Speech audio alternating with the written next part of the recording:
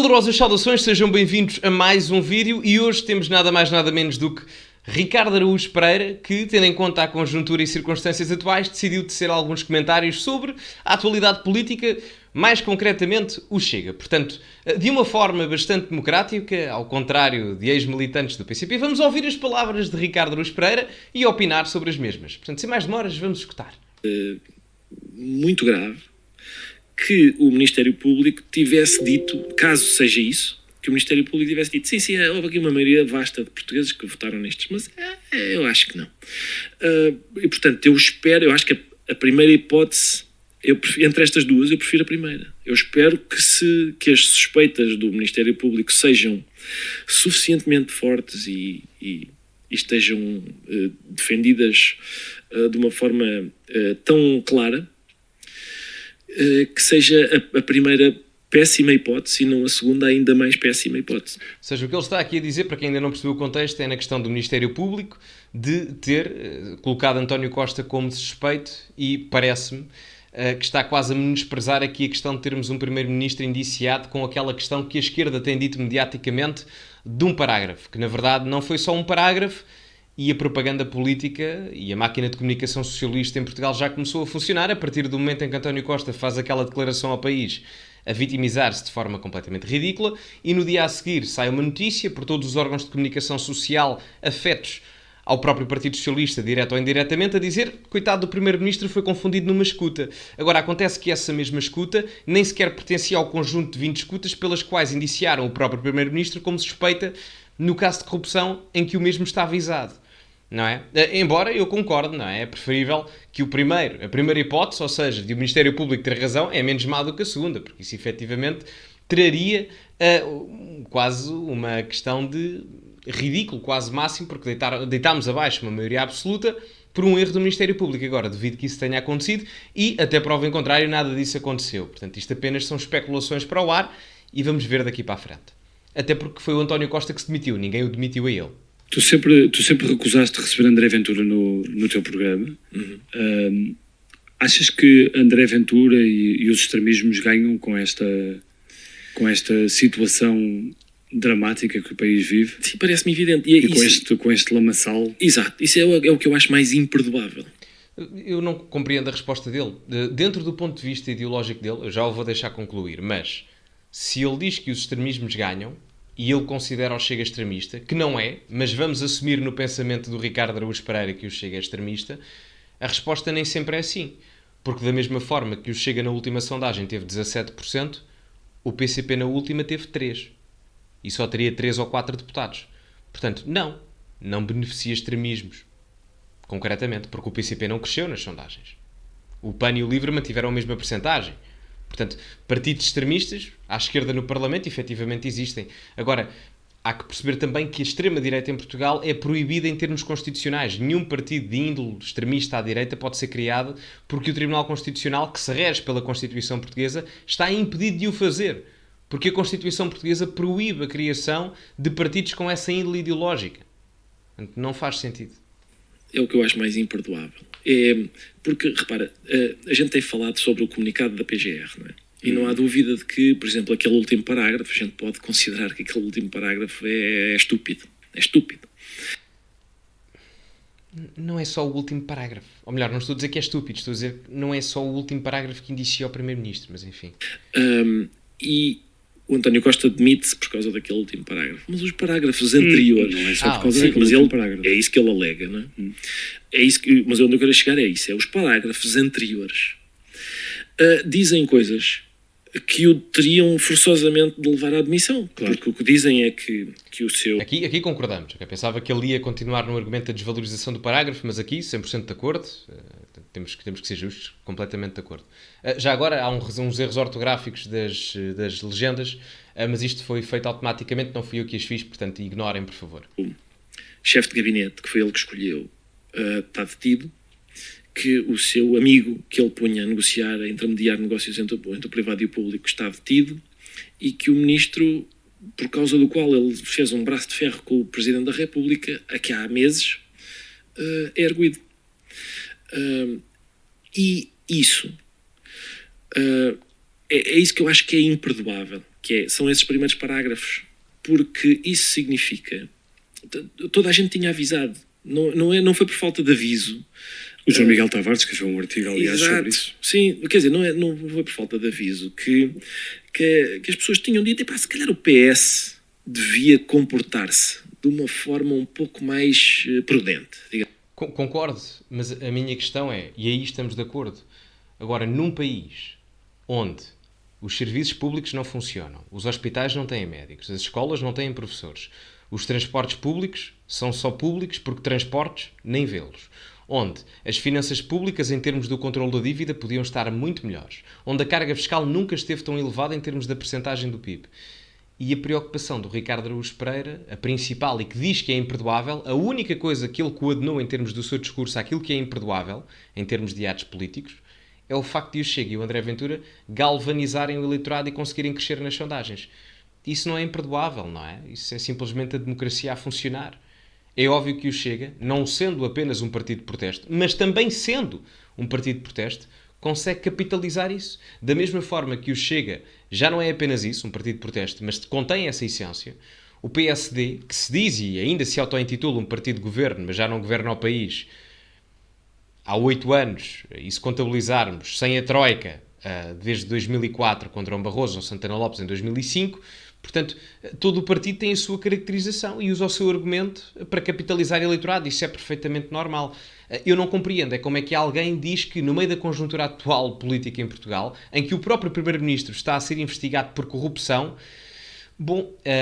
eu sempre ouvi dizer que a extrema-direita é criminosa e pratica crimes e etc. Muito bem. Portanto, eu aqui no espectro político português, se calhar António Costa é de extrema-direita, porque é o único que está suspeito por um crime a responder em tribunal.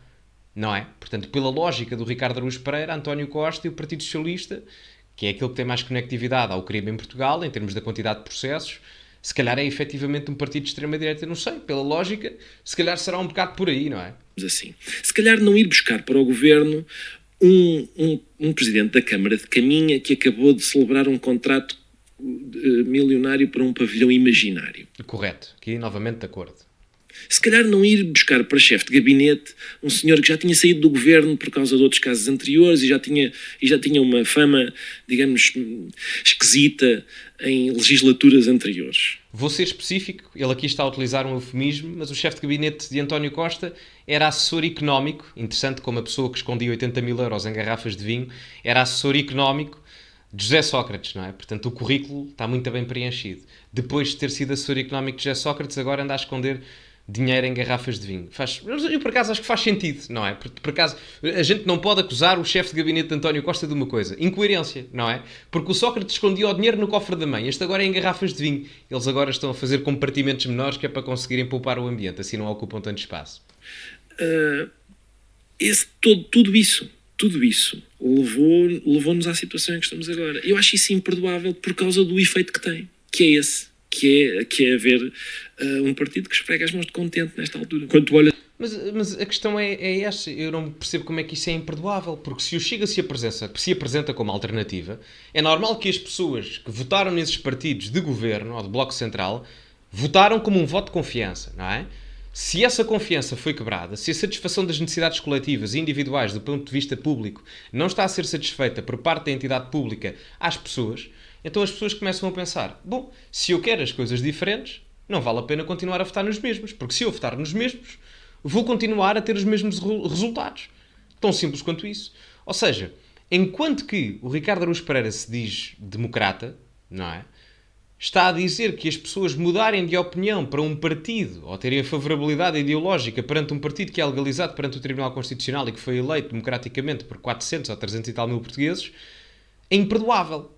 Portanto, num próprio sentido, o Ricardo Araújo Pereira vira-se para a democracia e diz: a democracia pode e deve existir, desde que eu consiga concordar com ela, que é aqui que está a acontecer. Se me perguntassem a mim se eu achava legítimo, não é legítima a palavra correta, mas se eu achava bom para o país que os portugueses, por exemplo, dessem outra maioria absoluta ao PS. Não achava benéfico para o país. Agora, se teriam legitimidade para tal, então isso é que é ser democrático, é aceitar a vontade do povo. Portanto, estamos aqui a dizer que é imperdoável. Vamos imaginar 17%, rondará à volta de 700 mil votos, 600 mil votos, estou a estimar, depende depois dos círculos eleitorais. Mas estamos aqui a dizer que o ato livre, maximalista da democracia, de ir ao voto e dizer eu quero votar neste ou neste partido, é uma condenação imperdoável perante um comportamento de preferência política a nível democrático? Já chegámos a isso? É que eu não compreendo, porque neste certa entrevista, eu vi quase a entrevista toda, ou ouvi, do Ricardo Araújo Pereira, e ele diz que o que se fazia na União Soviética era muito mau e etc. E efetivamente é bom ouvir isso por parte de alguém mais à esquerda.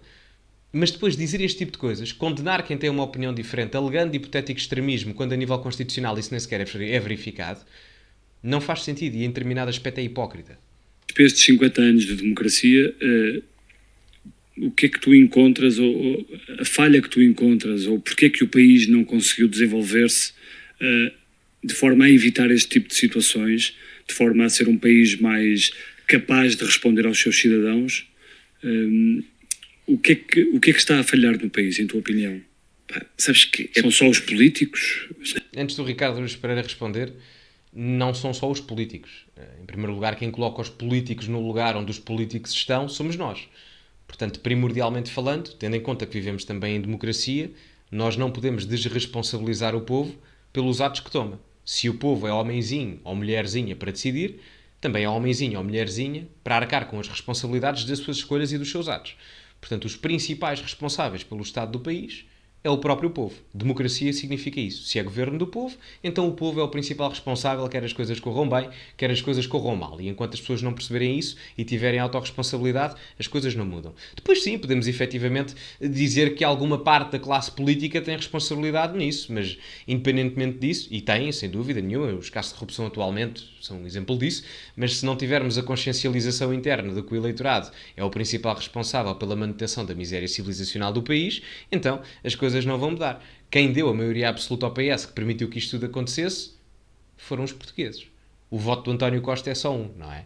E acredito que ele tenha votado nele, é verdade, mas não é isso que faz a diferença da maioria. São os partidos. Não, epá, os políticos não faz sentido a gente dizer os políticos somos nós. Claro. Os políticos somos nós. Aquelas pessoas são iguais a nós, em última análise, se a gente quiser chegar a isso, eles estão lá porque a gente não está, não é? É verdade, é um bocado por aí, não é? E termina aqui este certo, ele depois começa a falar de uma poesia qualquer. Mas sim, eu concordo com ele aqui nesta parte final, embora discorde em outras e concordo noutras. É isto a democracia, não é? Faz parte. Não, mas concordo com isto, não é? Portanto, acredito, ele diz que são pessoas iguais a nós, depende. Nem todos somos netos de sapateiro em que por acaso o nosso pai tinha um Maserati e eu tinha um Porsche.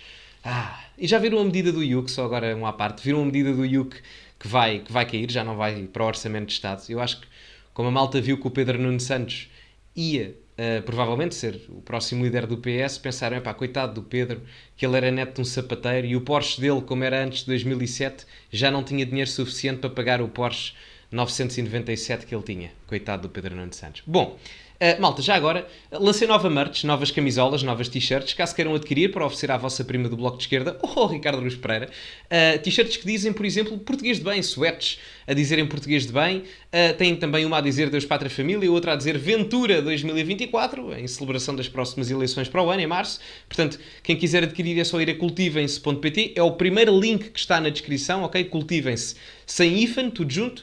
E é tudo por hoje, meus amigos. Sigam-me nas redes sociais, Instagram e Twitter, está aqui em cima, estas aqui, o arroba é exatamente o mesmo. E por hoje é tudo, meus caros. Metam like no vídeo, que é muito importante. Subscrevam o canal, caso ainda não o tenham feito, porque ajuda imenso. E partilhem também o vídeo com aqueles que conhecem e que não conhecem ou que querem passar a conhecer. Meus amigos, muito obrigado, cultivem-se e até à próxima.